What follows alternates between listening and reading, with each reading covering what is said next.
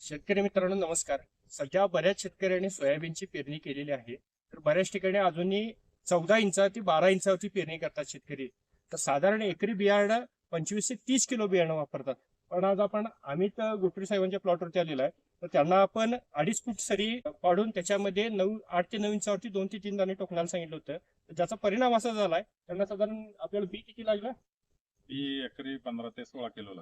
एकरी 15 ते 16 किलो बी लागलेला आहे. आणि सिड्रेट मेंटेन झाल्यामुळे तुम्ही फुटवा बघू शकता, अगदी तळातनं फुटवा झालेला आहे. आणि महत्वाचं म्हणजे सोयाबीनची उंची गुडघ्याच्या वर नाहीये कुठेही. तर बऱ्याच तुम्ही ज्यावेळी एकरी साधारण 25 ते 30 किलो सोयाबीन टोकणी करता त्यावेळी सोयाबीन मांडीपर्यंत येतं. सोयाबीनची शाखीय वाढ न होता काहीक वाढ होते. आणि सोयाबीनची काहीक वाढ जर झाली तर त्याला फुलकळी कमी लागते. यावेळी सोयाबीनच्या फुटव्यातलं अंतर 4 बोटाच्या पेक्षा जास्त होतं. त्यावेळी सोयाबीनचं ॲव्हरेज 7 ते 8 क्विंटलच पडतं आपल्याला, त्याच्यावरती जात नाही. त्यामुळे सोयाबीनचं अधिकाधिक उत्पादन घेण्यासाठी सरीतील अंतर फार महत्वाचं आहे.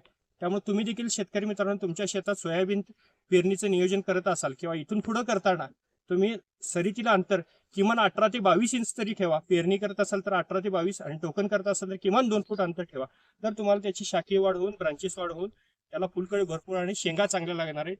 वारं खेळतं राहून त्याचं शेंगाचं सेटिंग देखील चांगलं आहे आणि रोगांचं प्रमाण देखील कमी होणार आहे. आता हा प्लॉट देखील तुम्ही बघू शकता, कुठेही रोग नाही, काही नाही. अक्षरशः पानं, इथं 1 मिनिट जरा हे दाखवा. पानं हाताचा पंजा माझा पूर्ण मावतोय एवढं एक एक पान आहे. जेवढं पान मोठं तेवढं शेंगाची भरणी पण चांगली होणार आहे. धन्यवाद शेतकरी मित्रांनो.